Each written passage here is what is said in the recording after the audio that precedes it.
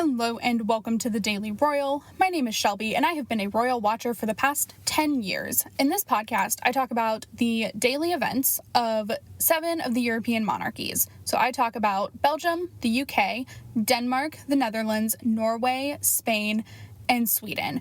I upload Monday through Friday with occasional bonus episodes here and there. Today we are talking about all of the events from Thursday, July 22nd through today, July 25th of 2021. Just a couple of things. I think we're going to have one episode other than this one this week on the 28th. I'm going to record it, so it'll be up Thursday. And then I'll record again on Sunday, which will officially start us into August weekly episodes. There is next to nothing scheduled this week. The reason I am recording Wednesday is there is King Felipe is going to Peru for a couple of days. So we'll cover that and anything else that may happen between Monday through then, and then we'll cover anything from Thursday, Friday, Saturday, and Sunday on Sunday, and then we'll go into weeklies. I think that's the best situation. If things were to get busy, I will go to a daily this week. I don't think they will, though. So, I also want to talk about the Olympics a little bit at the top of this episode. Not a ton, certainly not in the way I was planning on, last year when I started this podcast, because at that point, people were going to be going to the Olympics, and they were going to be in 2020 when I started talking about this stuff, which was, anyway, pandemic, it's fine. But I did still want to briefly talk about them because, how can I not? The whole world is literally, watching them. I don't know. I watched a lot yesterday, but I haven't watched a ton today. I may later. I don't know. But anyway, I wanted to talk very briefly. So we've been seeing a lot of congratulatory messages from the Belgians and the Spaniards for any medal or any movement, moving forward in competition-based things. So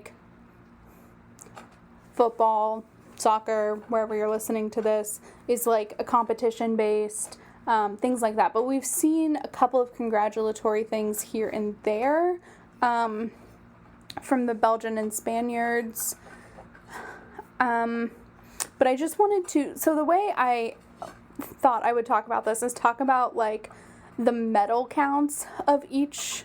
So in the Olympics, it's always a generic race between the host country and then China and the U.S. is what it seems like, but maybe that's just because I live in the U.S. and that's how I've it's always been done here, to see who will get the most, right? But I'm well, let's just do one between our 7.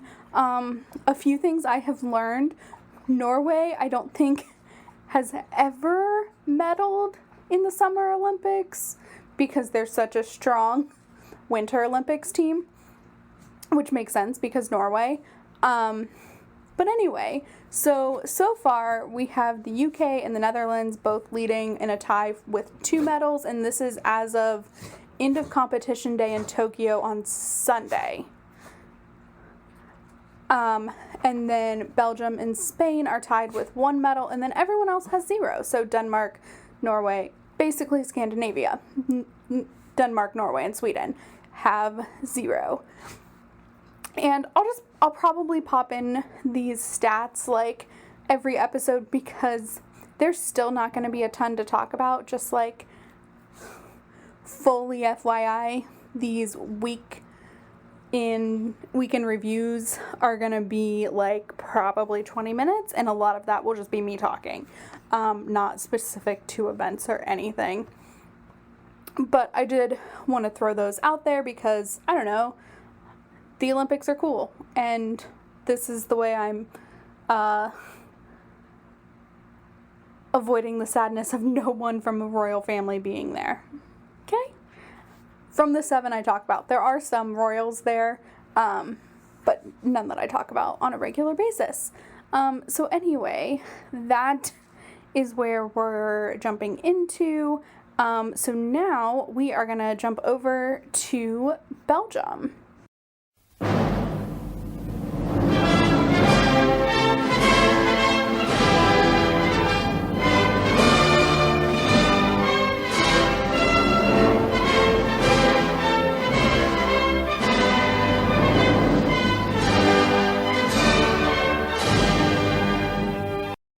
In Belgium, I was quite surprised on Thursday when all of a sudden King Philippe and Queen Mathilde made a virtual appearance, essentially.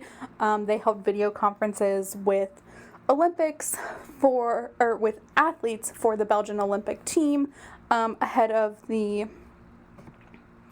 think it ended up being ahead of the opening ceremony. Yeah, because it was Thursday. Yeah. So it was technically the day before the opening ceremony. It's very confusing for me because Tokyo is like 13 hours ahead. So for me, I'm recording at 7:30 p.m.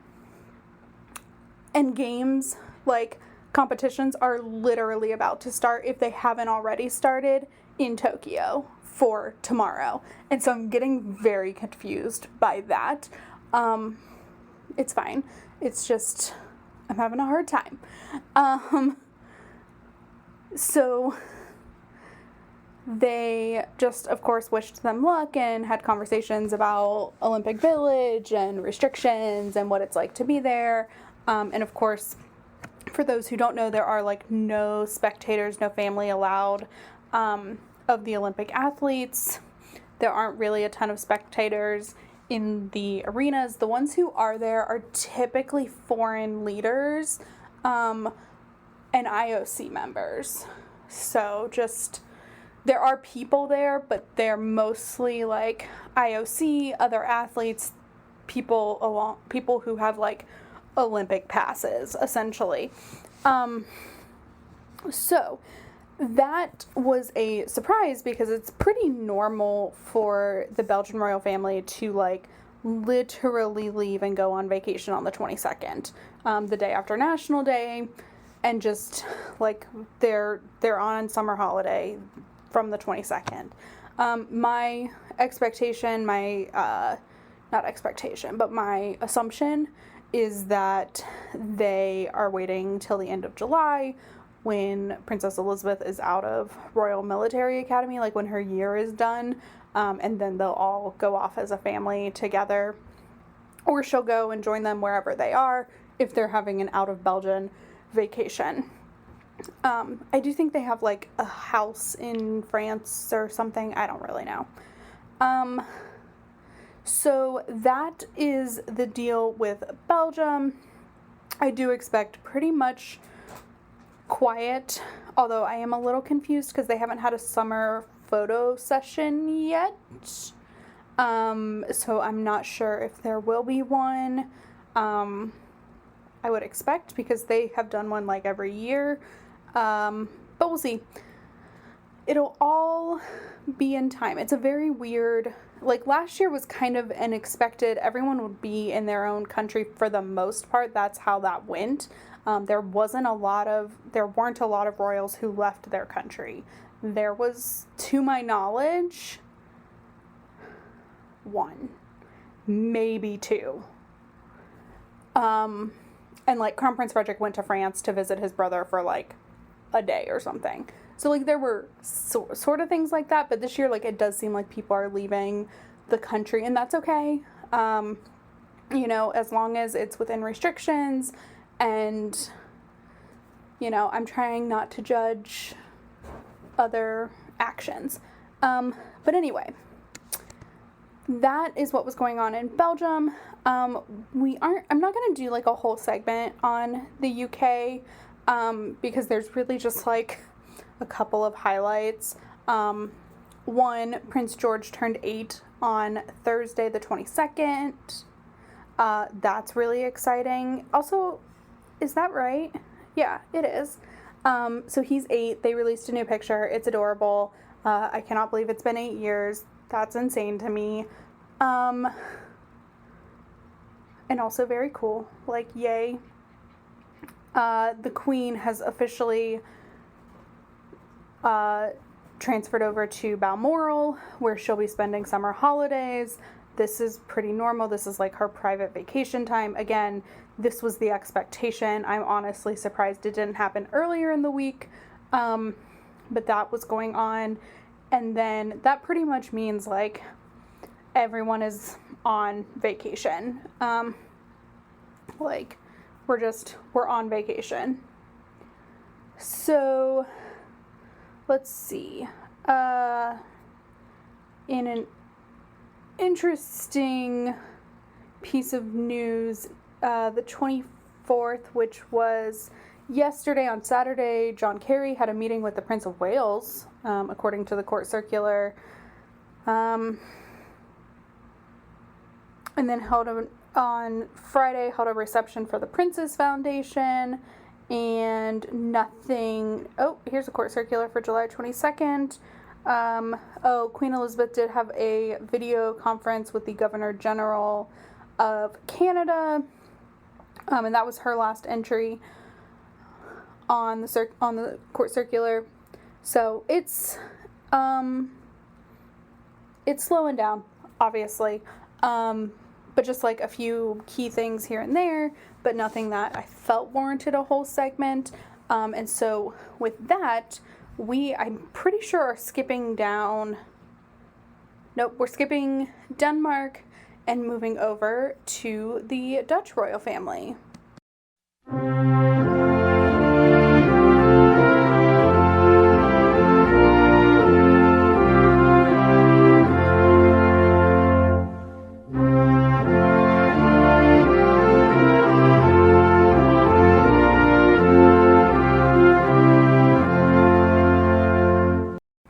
In the Netherlands on Friday, King Willem-Alexander, I think the family is already on vacation, but he came home to the Netherlands very briefly, like probably for a day trip, to open the Olympic Festival being held in The Hague, which is basically like a setup away, like an Olympics away from Tokyo, essentially, for people to like watch the games, and take part in the community feature of the Olympics, without breaking restriction. So it is open the entire time the Olympics is. It opened on Friday, like I think shortly after what was the official opening ceremony. But like the Dutch TV station may have been airing it. Like, this is where it gets confusing, right? Because people air things at different times. Like, I had watched the Olympic ceremony opening like live from the Spanish network, and then I watched it was on like 12 hours later, 10 hours later, in the States is when it was on. So I saw it twice, kind of. And so everyone shows things at different times, so you don't know like when things are being seen for real. It's just very confusing. But anyway, that is what was going on. He opened it. He like participated in, or like was able to stay for a little while, and then I would assume then flew back to Greece to continue private holidays. I officially think the back to work date is now September 3rd. is the first thing. There are a couple. There's one thing in August that King Willem-Alexander will have to be here for. And then, September 3rd is the official, like, back to work date for King Willem-Alexander and Queen Maxima. Well, it's just Maxima on the schedule right now, but that is pretty much when I expect things to come back anyway. So that is what is going on there. Again, not a whole ton. And in Norway, I did do the whole special episode on the activities commemorating that 10th anniversary of the attacks on Oslo and Utoya, that you can go listen to. It's the last episode before I posted this one. I think it's called like Norway 10 Years Later. So you can go listen to that to hear about all of the events, plus like a history. But that is what they were up to on Thursday, and now they will resume summer vacation. So that's what was going on there. And now we are going to move over to the Spanish royal family.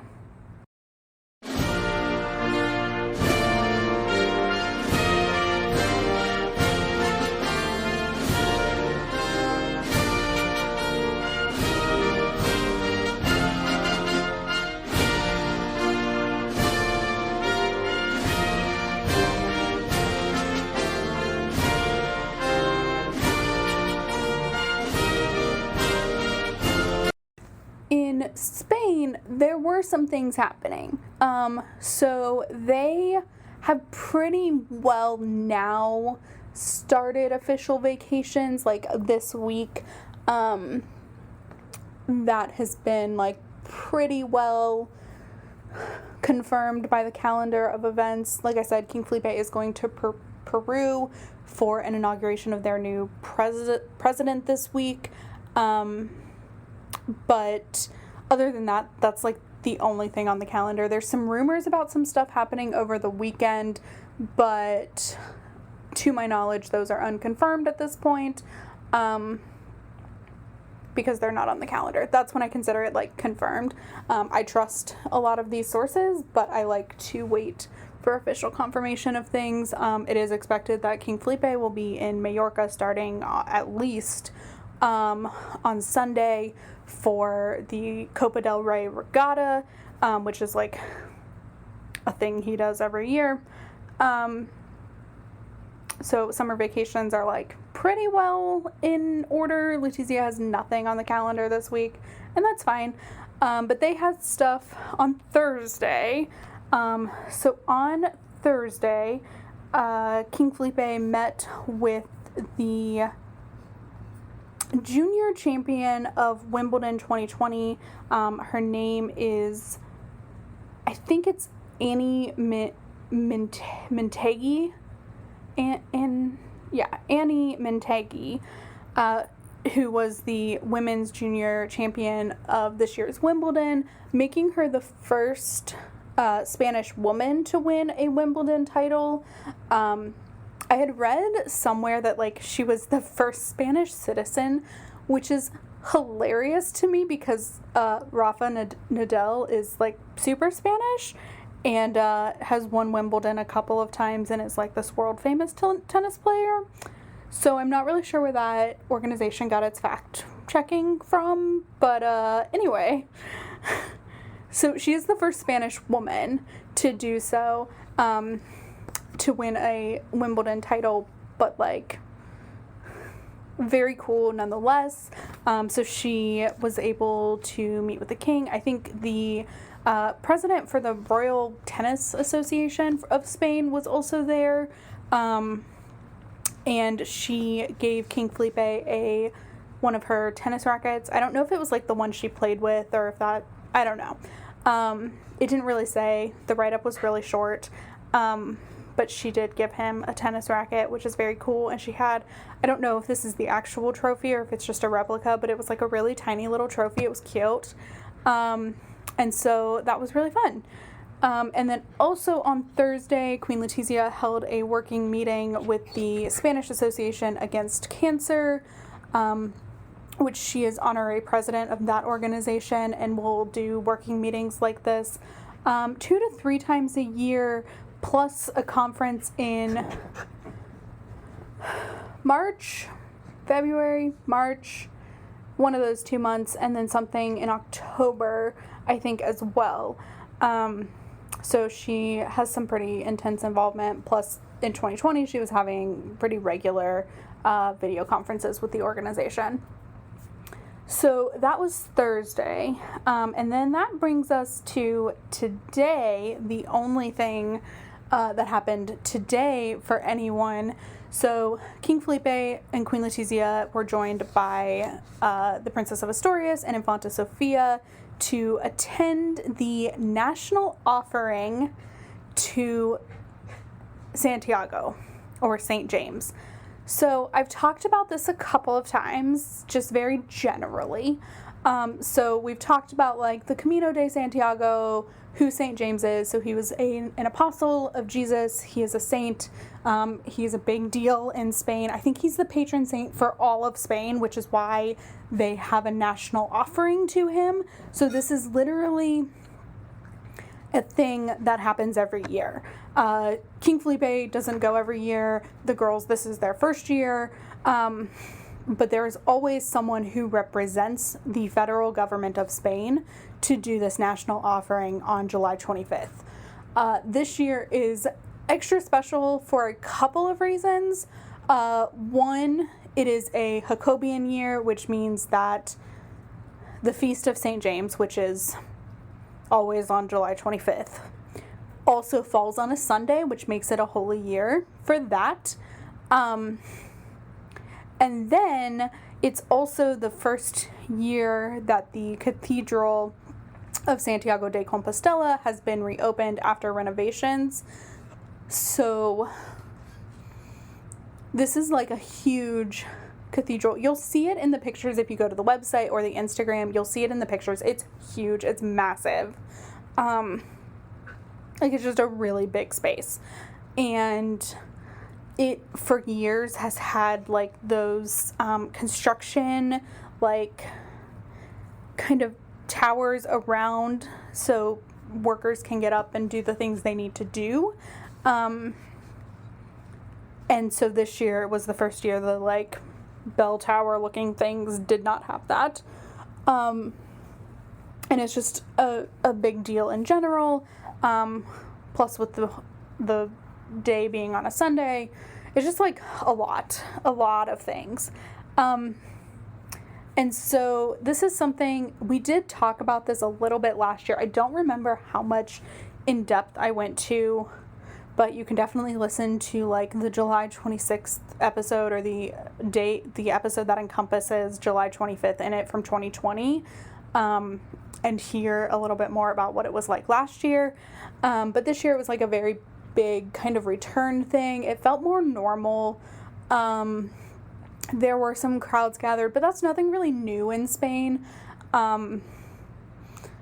It was, I've previously watched, they went in 2014 as well.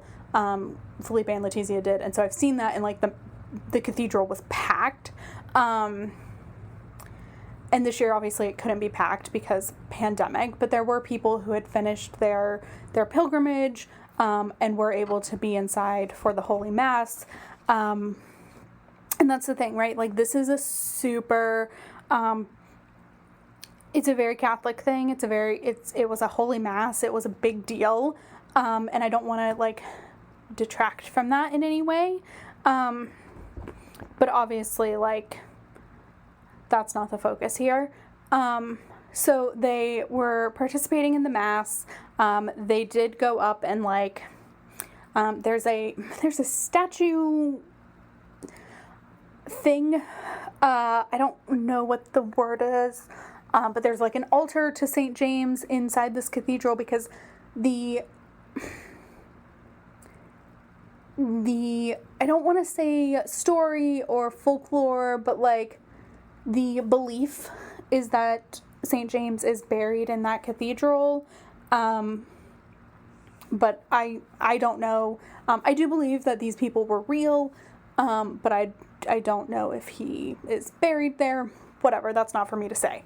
But there's like an altar to him, so they did go up to the altar and like pay their respects. I don't know if that's the right word, but like have a moment of reflection, prayer, etc.